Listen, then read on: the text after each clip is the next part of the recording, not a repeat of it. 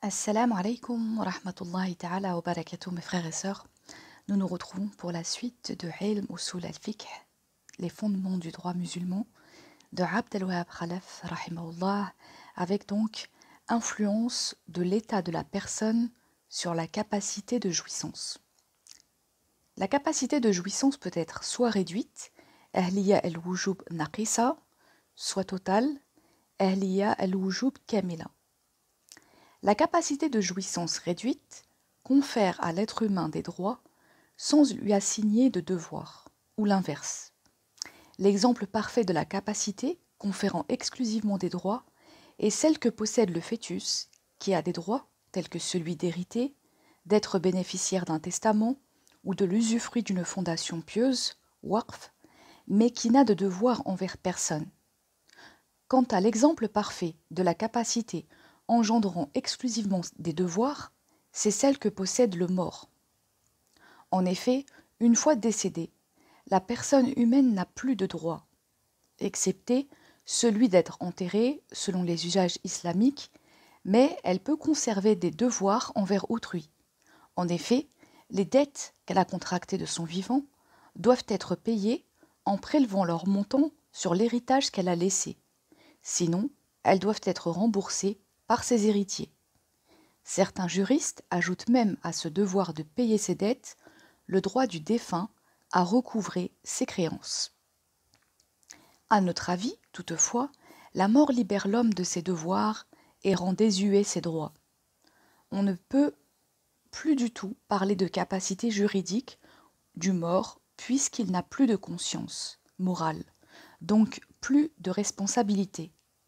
Si ces dettes doivent être honorées, dans la limite des biens laissés en héritage, c'est parce qu'elles sont liées à cet héritage et deviennent donc partie intégrante des devoirs des héritiers. De même, si ces créances doivent être recouvrées, c'est parce qu'elles font partie des droits des héritiers. La capacité de jouissance totale implique que la personne humaine a des devoirs, mais aussi des droits. Cette capacité appartient à tout être humain depuis le jour de sa naissance jusqu'à celui de sa mort. À toutes les étapes de sa vie et en toutes circonstances, l'être humain possède la capacité de jouissance. Influence de l'état de la personne sur la capacité d'exercice. La capacité d'exercice peut être soit inexistante, ma'douma, soit réduite, naqisa, soit totale, kamila, suivant l'état de la personne. 1. La capacité d'exercice est inexistante chez l'enfant non pubère et chez le fou ou l'aliéné mental. Ils sont en état d'incapacité, adim al-ihliya, temporaire pour l'enfant ou permanente pour le fou. Ces personnes, ne possédant pas le discernement nécessaire pour être responsables de leurs actes et de leurs paroles, leurs actes n'ont aucun effet juridique. Toutefois, si l'enfant ou le fou commet un homicide, son tuteur doit payer le prix du sang à la famille de la victime. Ou si l'un d'eux endommage les biens d'autrui, son tuteur doit en rembourser la valeur. Mais ces personnes ne peuvent faire l'objet de représailles ou d'une quelconque punition. Les juristes considèrent ainsi que la faute commise par l'enfant ou le fou est une faute involontaire relevant de la responsabilité civile de son tuteur. 2. La capacité d'exercice est restreinte chez la personne ayant atteint l'âge de la raison mais non majeure, un enfant âgé de plus de 7 ans, et chez la personne souffrant d'une déficience mentale, mais n'étant ni folle ni totalement dépourvue de ses facultés intellectuelles. Ces personnes peuvent réaliser certains actes qui leur profitent, comme accepter un don ou une aumône. Par contre, elles ne doivent pas accomplir d'actes représentant un préjudice pour elles, même avec la permission de leur tuteur. Ainsi, des actes comme de faire une aumône ou un don, léguer quelque chose, divorcer, affranchir un esclave, etc., ne sont pas valides juridiquement s'ils sont accomplis par de telles personnes. Quant aux actes pouvant être profitables ou préjudiciables, comme de conclure un contrat ou un engagement, la personne possédant une capacité d'exercice restreinte peut les accomplir avec la permission de son tuteur. En effet, la capacité d'exercice existe bien pour ces personnes et leurs contrats sont donc valides. Mais elle est restreinte, c'est pourquoi elle doit être appuyée par la capacité totale du tuteur afin de conférer au contrat la validité d'un acte accompli par une personne majeure et responsable. La capacité d'exercice est totale chez la personne pubère et majeure, jouissant de toutes ses facultés mentales. C'est en réalité la jouissance des facultés mentales qui détermine la capacité d'exercice. Mais cette jouissance n'étant pas vérifiable, on la lie à une circonstance concrète, à savoir la puberté. La personne ayant atteint la puberté devient donc pleinement responsable en droit si elle ne présente pas de signes de déficience ou d'incapacité mentale. Les causes d'incapacité. La capacité de jouissance est inhérente à l'essence même de l'être humain.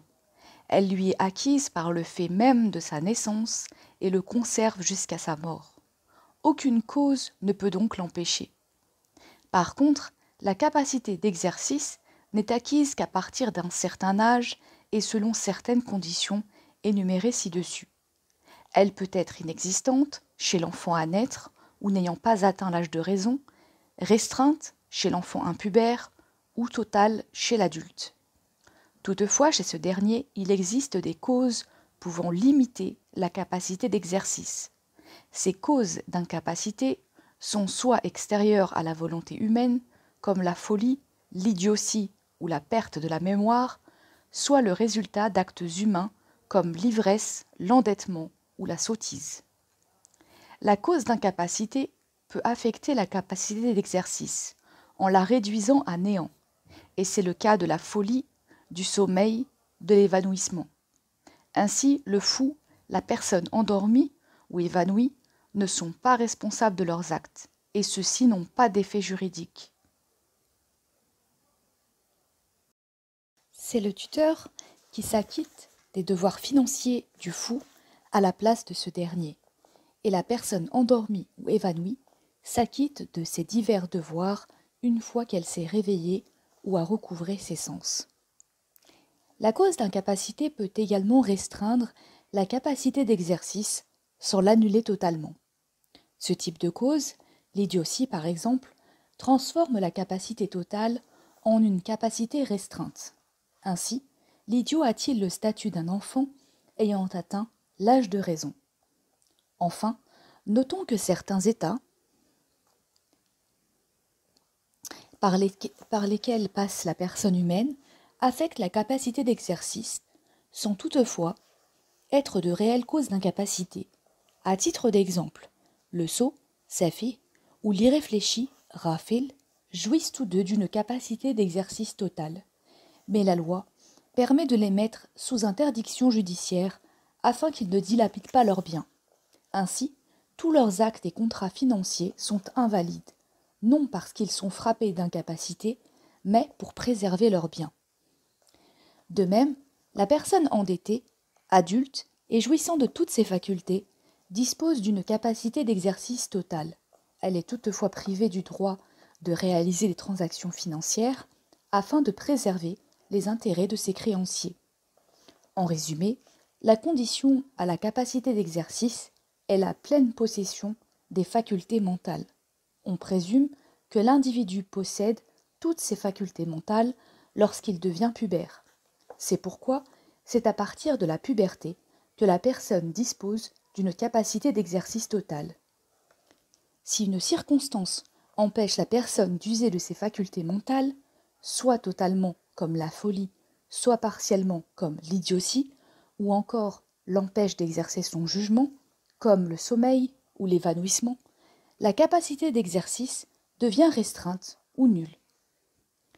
Les circonstances n'affectant pas la raison et le jugement de la personne n'affectent pas la capacité d'exercice, même si des circonstances telles que la sottise, la distraction ou l'endettement peuvent nécessiter des mesures limitant cette capacité. C'est parce que la capacité d'exercice n'est pas affectée juridiquement par de telles circonstances qu'Abu Hanifa s'oppose à l'interdiction judiciaire infligée aux personnes endettées ou sottes en considérant qu'elles posent plus de problèmes qu'elles n'en résout.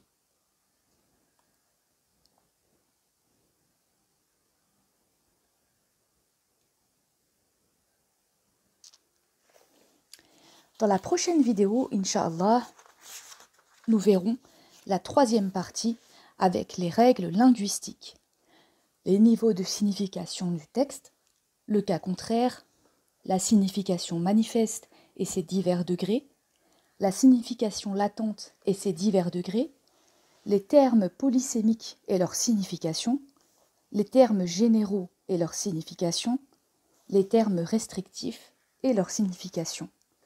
Wassalamu alaikum wa rahmatullahi ta'ala wa barakatuh.